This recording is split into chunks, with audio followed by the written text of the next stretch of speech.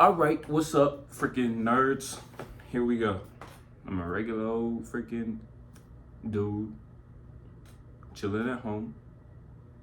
I wanted to talk about the things I learned while LS swapping my new edge. People don't know, obviously, because I ain't post nothing about it. I pretty much got the motor running, got the transmission in the car. It runs through all the gears. It starts, but it can't drive yet because I got a little list right here. I'll show y'all later. We'll go through there. This kind of something for me later on when I'm old and senile and I can't remember as good. If I want to show my kids something, I got a little informational for them. Everybody tells you LS swap is cheap. LS swap is cheap. What kind of LS swap you trying to do? If you're gonna keep it a manual, that's another freaking $3,000 right there. You just off of that one decision you just made.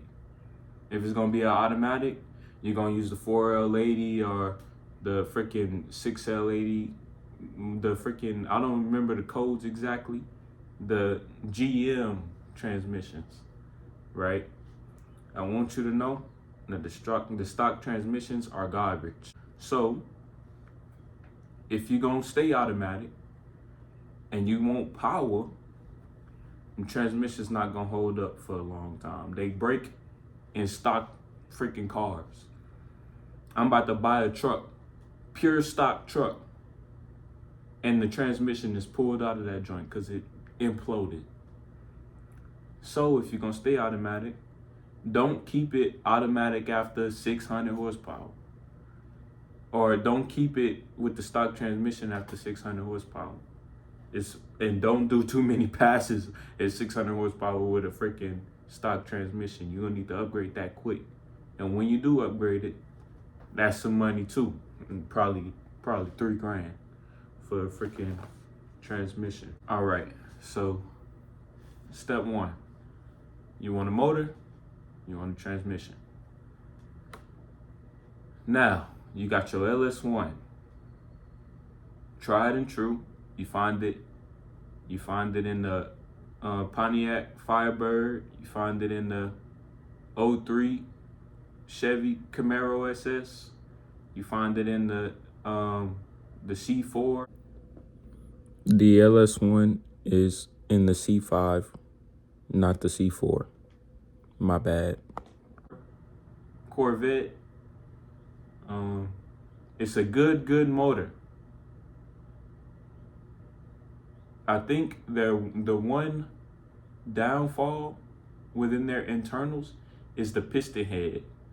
So if you're gonna go for some larger than life, not exactly 1,000 horsepower, or like 1,200, some crazy freaking dragster horsepower, you might have to do a little more than piston heads, but piston heads on the LS1 will get you pretty far. I don't know exactly how far, but it'll get you somewhere.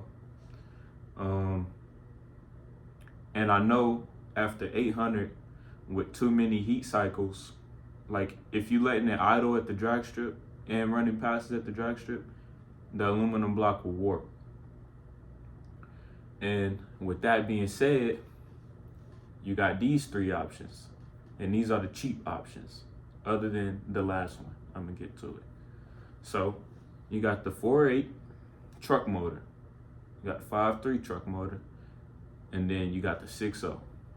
4.8 is cheap. You can find the 4.8, a heads blocking oil pan for $350. The 5.3, the most expensive 5.3 I seen in Houston was about $700 for a complete motor with the intake manifold, front accessories, everything on it. The wiring harness and ECU included. And the 6.0, I be seeing bare 6.0 blocks for like the same price as a 5.3 fully loaded. So It all depends what you're doing. 6.0 is real good. You can make 500, 520, 530 horsepower to the crank or the flywheel on the 6.0 with a heads cam and intake, stage 3 cam, and or like, I don't like saying stage 3, but like the Brian Tooley Racing or the Truck Norris 550 lift cams, you know, them type of deals. You can, and a good intake, you can come up on mid to high 500s to the flywheel on a 6.0. The 5.3, obviously less displacement, less opportunity to make power, so it's a little trickier. You gotta get more in depth with a 5.3. If you want to make 100 horsepower per liter, it's tough. You gotta get a mad expensive intake, mad expensive head. So and with the 4.8, it's not really possible getting into 500 with a heads cam and intake. It's not really possible. But the 4.8 is a real good turbo motor. Why? I don't know. But it's a good turbo motor. Like, from what I heard, apparently it's lower compression than the 5.3. And if you blow it up, you can get another heads blocking oil pan for $350. So that's the appeal. That's the appeal for the LS swap. Because once you set your chassis up, whatever chassis you're running, once you set that up for an LS swap, you're pretty much set. Your motors are cheap. You might have to tone down a little bit with your transmission, because if your transmission blows up, it's gonna be expensive to build it. It's gonna be expensive to buy a new one. And you gotta get the same one. You gotta get the same code transmission. So if you like me, I ran a T56, but I got mad lucky. That's a story for another video. T56 can handle, I think, 1,000 horsepower and 700 foot-pounds of torque. Correct me if I'm wrong, somebody will. Stock, nothing, not face plated, nothing, just stock T56. But a brand new T56 is 3 to 5 bands. So you got to get creative with how you acquire a T56.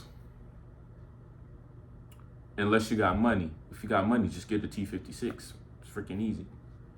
If you got a whole lot of money, do the PPG gear set for the T56. If you do the PPG gear set for the T56, you got a bulletproof transmission for pretty much whatever the heck you do with it, bro. They straight cut gear, dog box. You only use the clutch to get moving. Everything else is ba ba ba ba, and there's freaking either the sequential shift knob or the little, they got air shifted mechanism. But hey, T56 is a go-to platform. Okay, other than the T56, another transmission, manual transmission that I highly recommend is the CD009. The CD009 comes out of your G35s, the manual G35s and the 350Zs. Apparently, the CD009 can also handle 1,000 horsepower, but the CD009 only takes 600 foot-pounds of torque, which isn't too far off from the T56. Now, the trade-off for getting a CD is you can find them pretty cheap. You can find them for like $700, but your wiring, you're gonna have to get a custom harness from Wiring Specialties to run a CD. And obviously, Wiring Specialties harnesses are expensive. That's the only trade-off to getting a CD. But overall, it's not a bad transmission at all, depending on if it fits in your platform, because it is a very long transmission. Also, as far as automatic transmissions, you have things like the Turbo 400, which is a pretty expensive transmission, obviously. Um, that's a it's an automatic transmission, handles quite a bit of power. These type of transmissions are really good for drag racing and pretty much just drag racing. They're really stout transmissions, but they're pretty pricey. If you find the Turbo 400 for $1,000, call me and I'll fly wherever you at. Now I'm about to talk about wiring. I went with a stupid cheap. It's like a max speed and rod standalone harness, and I sent my ECU off to a guy in Kentucky to delete the VATS, the vehicle anti-theft system. See, when you run a standalone harness, a lot of the stuff that was originally on the harness is deleted. So your ECU don't see these things anymore. And he's like, oh snap, somebody trying to steal the car. You know what? We ain't gonna start. Nope, not getting past me, buddy. How do you LS swap a car? Cheapest way possible. Cheapest way possible, go get a Chevy Tahoe. Scrape together $5,000, go get a Chevy Tahoe that runs and drives. Strip that thing down to nothing and then scrap it. Take absolutely everything out of that car. If you don't want to do no work, nothing, take everything out of the Chevy Tahoe. The radiator, the engine, the transmission, everything. Cut the yoke off the drive shaft if you got to. Anything you got to do. It's all right there. You got to run in a driving car. That's the cheapest way to do an LS swap. And from there, all you get is motor mount adapters for whatever chassis you're running it in. You get a transmission mount adapter for whatever chassis you're running it in, of course. And you get headers for whatever chassis you're running it in. So if you're doing a 350Z, you got to get LS swap 350Z headers. That's what you type in. Then you do your wiring. It's a whole lot of work. It's tedious. Boom, you got your LS swap car. Now you got to figure out how to make it drive. And that's outside of the LS swap. So now you got to do your steering. You got to do your drive shaft. And you got to make sure all your lights and stuff work. Your chassis still operational if you want it street legal. That's the cheapest dummy way to do it. Like the easiest way to do it. That's why I say dummy. I'm not insulting nobody's intelligence. That's the cheapest way, the cheapest, easiest way to do it. Now, when you're building a car from scratch, so you just bought a shell and you want to put a motor in it, you want to make it run. That's what you got to do. So now you got to go somewhere. Maybe somebody's parting out something. There's a whole lot of ways to go about this. One, you pick your engine and transmission. Do you want it automatic? Do you want it manual? These are the two main components. Everything else is incorporated with those two things, obviously. It's your heart, the heart of the car, the motor, and the brain of the car, the ECU. Now the brain got to tell the heart when to pump.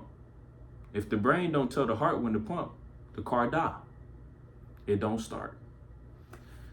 And this is the most important part, your wiring. And it got to be correct. Now this is the one mistake I made when I was doing wiring.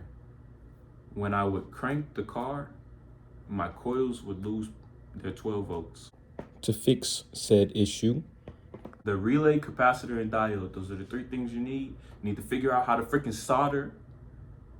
And then I'll make another video explaining the capacitor, diode, and relay situation. So it's visible, because it's hard to explain without having it in front of you. Now there are plenty of videos showing you how to gut a wiring harness. You can gut a stock Chevy wiring harness to a standalone harness. That's the cheapest way to go about getting a harness. It's to freaking grit your teeth and put the time in, which is pretty much the same for anything. Then you have your standalone wiring harness. You got to send your ECU off or figure out how to delete the VATS, vehicle anti-theft system, out of the ECU. If you don't do that, the car will not start unless you're putting the Chevy motor. So like if you have a Tahoe that has a 4.8 and you're taking the 4.8 out and putting the 6.0 in, you don't really got to worry about all of that. You just got to get the 6.0's ECU. You get what I'm saying? Because the car around it is already set up for a full Chevy harness. But if you're putting in something unorthodox, like a freaking New Edge Mustang, you're gonna need a standalone ECU. It's like, because you don't have all of the extra stuff. It's, you literally, your car is a monster at that point. You're Dr. Frankenstein. It's the best way I can put it. Whoever's watching this, if you're LS swapping a car, you're Dr. Frankenstein. It's the best way to put it. And your car is the big green monstrosity that wakes up when you start it the first time. The iron blocks can hold more power when boosted, but the aluminum blocks are lighter.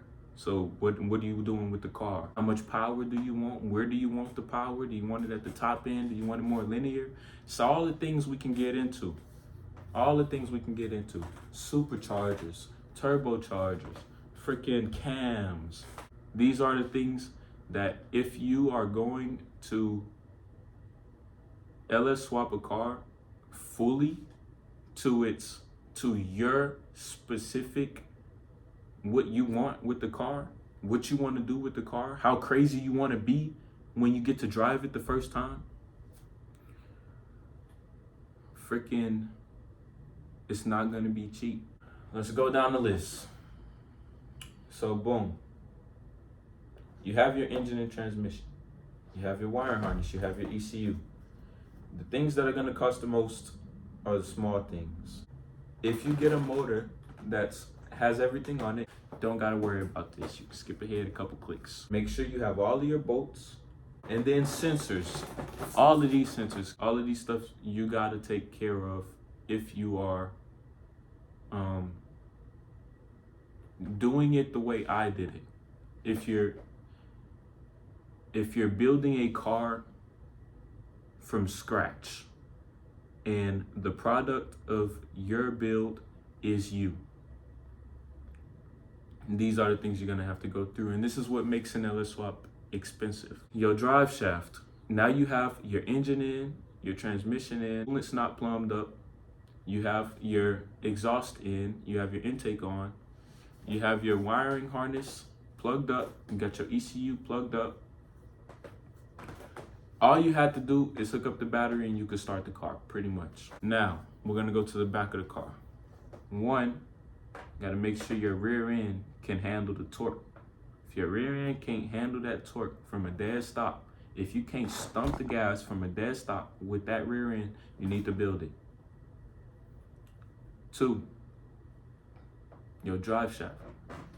If it's in a car that's not a Chevy and using a transmission that car has never seen, you gotta either get a custom drive shaft made, or you gotta figure out how to make a custom drive shaft. So you gotta get the yoke for the transmission, you gotta get the yoke for the rear end, put them in, bolt them up, and then measure how many inches the drive shaft is from the output shaft of the transmission to the yoke on the front of the diff.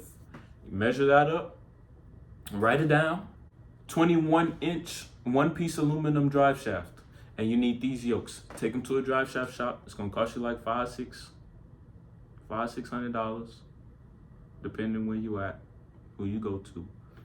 Take them to a drive shaft shop. Bring them your dimensions. They'll make you a drive shaft. Boom, now you got a drive shaft. Now you got to plumb up your coolant. Depending on how tall your engine bay is, it's two different water pumps. You got I like to call it the race car water pump and the truck water pump. So the race car water pump, which is the one you find, your Corvette, your Camaro, your Pontiac, you find these. The upper hose deal, the metal piece that you put the hose on the water pump, on the race car water pump, comes straight out, straight. And the truck one goes up and out. Now, if you're putting this in the truck, no biggie. You just saved about $100. Good for you. If you're putting this in a car, go get a race car water pump. Your lower water pump hose, it connects to the thermostat housing. They make thermostat housings that rotate. So you can point the thermostat housing wherever the lower water pump hose goes. Fill it up, make sure all the air's out the system. Boom, you got coolant. Now, you got a motor that runs, it's connected to your rear end, which means you're getting power to the rear wheels. All of your fluids are done because you just did coolant.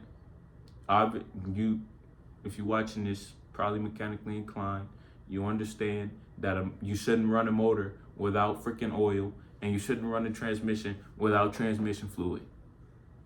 So I'm gonna skim over that one. Right now, you can drive the car. Go drive the car. If everything's taken care of, your clutch is bled. Oh, if you went with a T56, I highly recommend that you go with the remote bleeder. If you don't get a remote bleeder, you're gonna freaking hate your life trying to bleed a T56 throwout bearing. It's so hard to explain, you're just gonna have to trust me. If you use the CD009, the Nissan transmission, you're gonna need the Collins kit or the ICT billet bell housing kit. And those kits have bolt-ins for a T56 throwout bearing. Do not try to bleed the T56 throwout bearing with the transmission in the car without having a remote bleeder. Do you see the seriousness in my eyes? Okay, good. Now that we got that out the way, you can drive the car. Go drive the car. Try to get as many kinks out of it as you can. When I can drive my car the first time, I'm gonna take my truck, load up spares, spare radiator, spare engine, spare transmission, spare drive shaft, spare rear end, and then I'm going to Austin and back, and wring out them kinks, bro. Wring them out. Your car's gonna break. Something's gonna break on the way there. Whatever breaks, fix it. So when you get back home, not only did your car survive a 200-mile road trip, but now you got faith in your work. And you're not scared to take your car out and go have some fun. Go do something, Go run amok. Yeah, that's it for my TED Talk. Thank you for watching. I always feel like a nerd, or I call people who say this a nerd. Like, comment, and subscribe. Have a good day.